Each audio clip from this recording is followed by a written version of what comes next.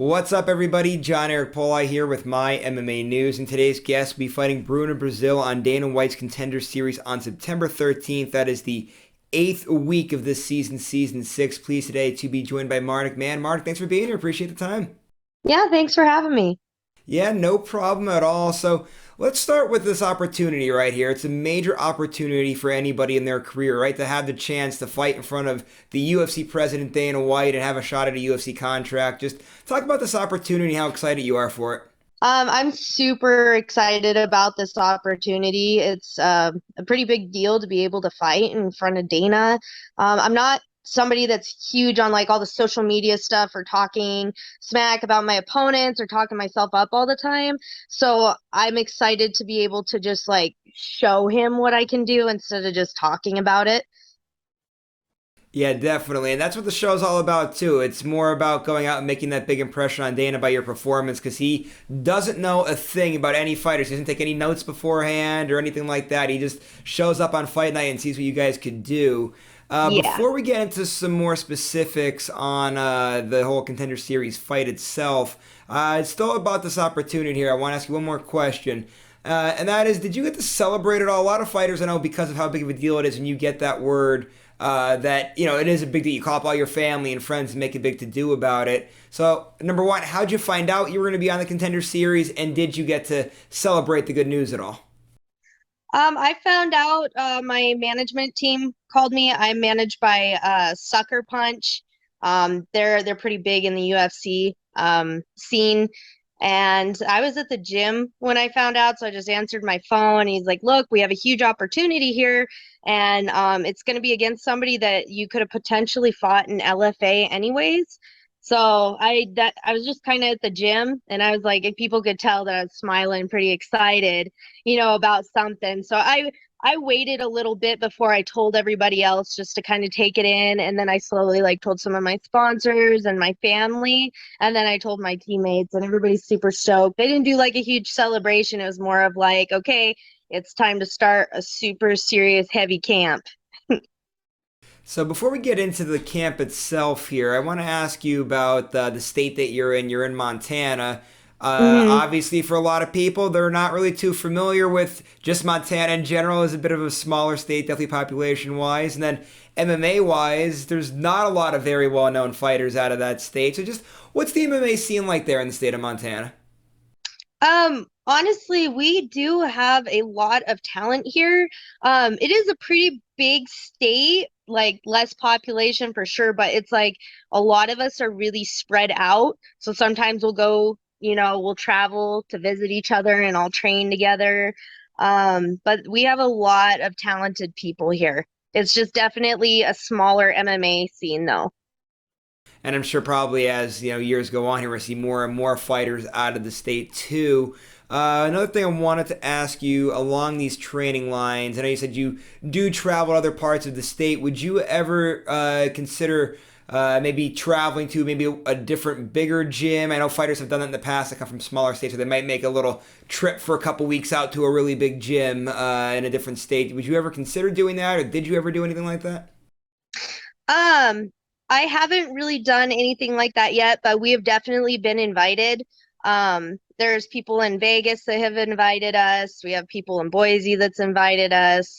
Just kind of camps all over the place. I definitely would be open to doing that. I just didn't want to change anything for this camp, but we do, like my coach, he travels to seminars. Some of our teammates go other places so that we can take back information as well. And it's also, I think it's really important to be able to train with other people other than the people you spar with all the time because you kind of figure out each other's games and stuff. And yeah, definitely open to doing that. And we've been invited places. So in the future, for sure, I'll definitely look into doing that and visiting other camps for a couple weeks too. But this is home base. Like this is home. I don't want to move or anything. I'll definitely like travel to get new information and different techniques and things like that. But this is definitely home for me.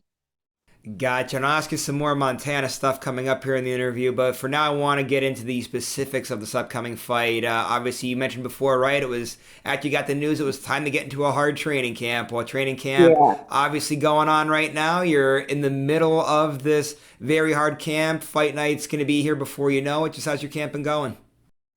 It's been going good. We're about 2 weeks out now, so this is like kind of where it's my last pretty hard week. I am grateful because we did get a full camp instead of being like, hey, you have an opportunity. It's in 3 weeks. I do train all the time as it is, so I would have been ready regardless, but this gave me extra time to be able to really focus on specifics and things that I want to do. So it's been really good. It's definitely, I'm in the best shape I've ever been in by far. Like I took this super serious. I put in the work beforehand, and I always do that because I don't want to go into a fight and like something happens and be like, well, what if I would have worked harder? I want to leave no doubts at all. Be like, no, I gave it everything that I had beforehand and leading up to the fight. Absolutely great mindset there. Let's talk about your opponent now, too, a little bit. Just what have you seen out of her as you've been now scouting her, and what are you expecting on fight night? Um, she's really good, of course. I mean, she's going to be on the Contender series. She's tall, but I'm used to that. Everybody's taller than me, so that's nothing new. She has really beautiful kicks. She's very calm, good game face, and she's pretty good at staying where she wants to fight. And I think she's primarily more stand up. I've seen a little bit of her on the ground, but I think it's going to be a really good fight. It'll be fun.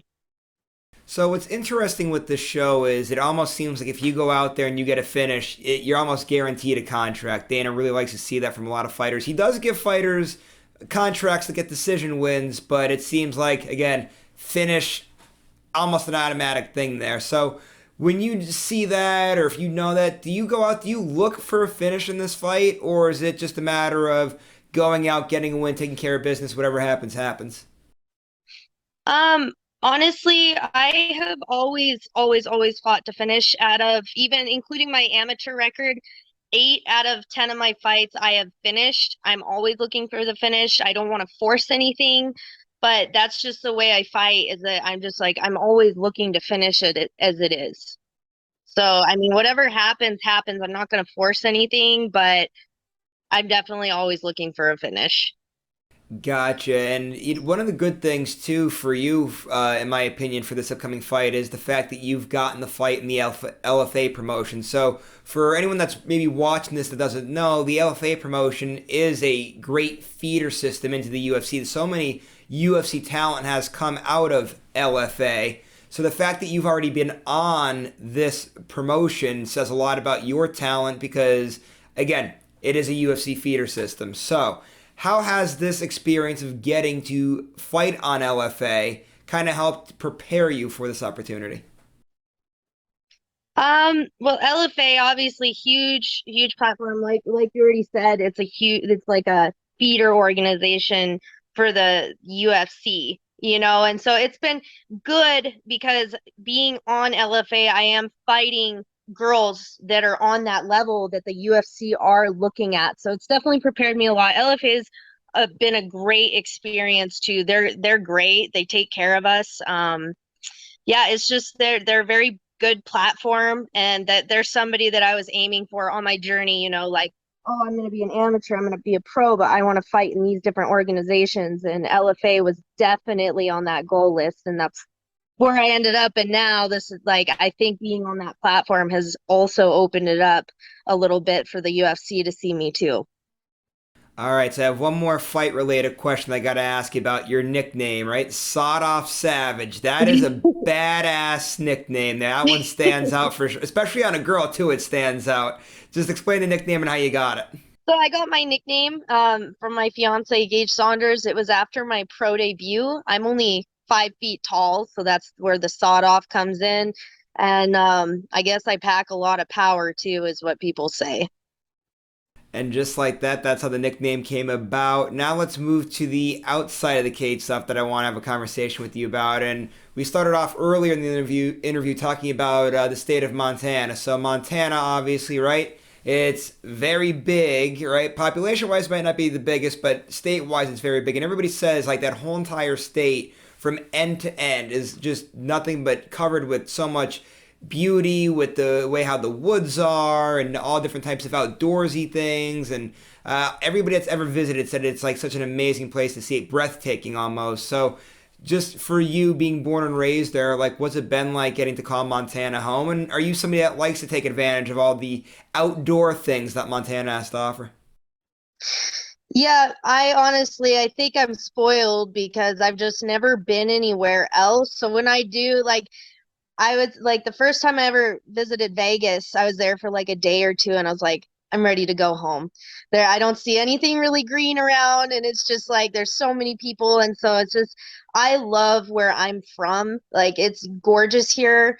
I was born in Kalispell. I did move to Bozeman. My fiance got a really good paying job to where I could just focus on fighting for a few years. So it's great though because like I if I want to go have like not like actual like city life, but in Bozeman we have a little bit of a downtown, you know.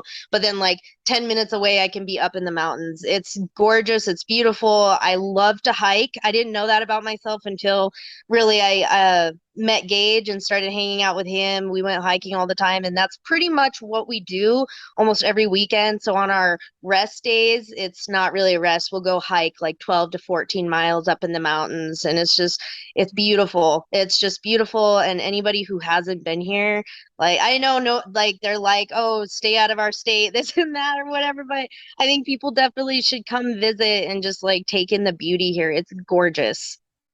Yeah, definitely. Like I said, every person that's ever gone there has said nothing but good things about it. And now for people that like to do the hiking and fishing and all that type of stuff, they say Montana is one of the best states to visit. I did see too on, I think it was on your Instagram, you are a big fan of Pit Viper sunglasses.